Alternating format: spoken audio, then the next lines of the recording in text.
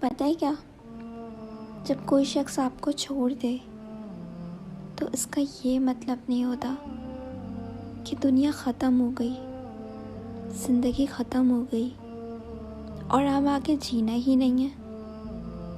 پتہ ہے کیا، جب ساری دنیا منہ پھیر لیتی ہے نا، تو اس وقت بھی اللہ آپ کے ساتھ ہوتا ہے۔ تو اس لیے اپنے لیے نہیں تو اللہ کے لیے تو یہ زندگی جینی ہے نا، زندگی ختم تو نہیں ہوئی۔ کیوں نہیں سمجھتے؟ اللہ نے وقت مقرر کر رکھا ہے ہر چیز کا۔ اللہ تمہیں جس چیز کی حقیقت دکھا کر اسے تم سے دور کر رہا ہوتا ہے، اس پہ تمہارا گلہ کرنا بنتا ہی نہیں۔ اللہ جب درد دیتا ہے تو تسکین بھی دیتا ہے، تو مانگو اسی سے تسکین، صبر اور اس کی مدد۔ پھر دیکھنا تم رحمان کو رحیم پاؤ گے۔ آزمائش تو پھر من پسند چیزوں سے شروع ہوتی ہے، اور جب ہم روک کر اللہ سے کسی ایسے شخص کو مانگتے ہیں جس کا ملنا ہمیں ناممکن نظر آ رہا ہوتا ہے، اور جب کوئی تمہیں تکلیف میں اکیلا چھوڑ دے، تو جان لو کہ اللہ تمہارے کام کا ذمہ خود لینا چاہتا ہے۔ اور قرآن میں تو خود اللہ یہ فرماتا ہے، اور تمہاری حمایت اور مدد کے لیے اللہ ہی کافی ہے۔ دکھ اور تکلیف صرف اللہ کو بتایا کرو، اس یقین کے ساتھ کہ وہ سنے گا بھی اور جواب بھی دے گا۔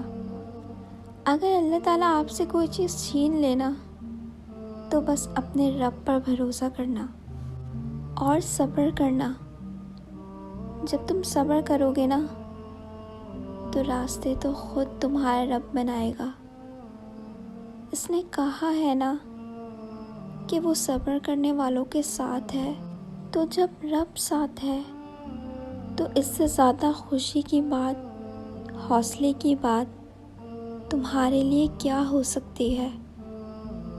جب انسان لوگوں کی جگہ اپنے اللہ پر آنکھ بند کر کے یقین کرتا ہے، تو اللہ کبھی اسے مایوس نہیں کرتا۔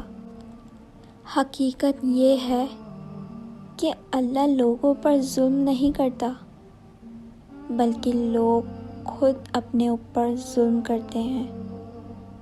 اپنے رب سے دوستی کر لو، یہی وہ ذات ہے جو کبھی آپ کو تنہا نہیں چھوڑتی۔ ہو سکتا ہے تم ایک گلاب کے طلبگار ہو اور اللہ نے پورا باغ تمہارے نصیب میں لکھ دیا ہو۔ قرآن پاک میں اللہ فرماتا ہے، ہو سکتا ہے ایک چیز تمہیں ناگوار گزرے اور وہی تمہارے لیے بہتر ہو، اور ہو سکتا ہے ایک چیز تمہیں پسند ہو اور وہی تمہارے لیے بری ہو۔ بے شک اللہ جانتا ہے، تم نہیں جانتے۔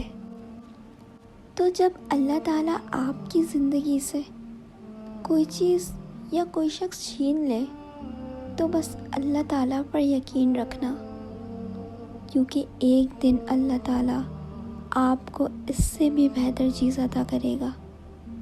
اور یہ بات انسان نہیں جانتا، بلکہ یہ بات تو اللہ جانتا ہے۔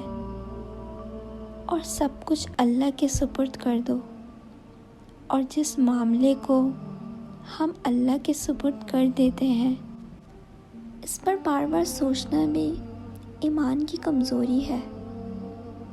جب تم اس کی چاہت کو اپنی چاہت بنا لیتے ہو، تو وہ بھی تمہاری چاہت کے لیے کن فرما دیتا ہے۔ اگر آپ کو میری بات سمجھ آئے تو کامنٹ میں ضرور بتائیے گا، دعاؤں میں یاد رکھیے گا۔ جزاک اللہ۔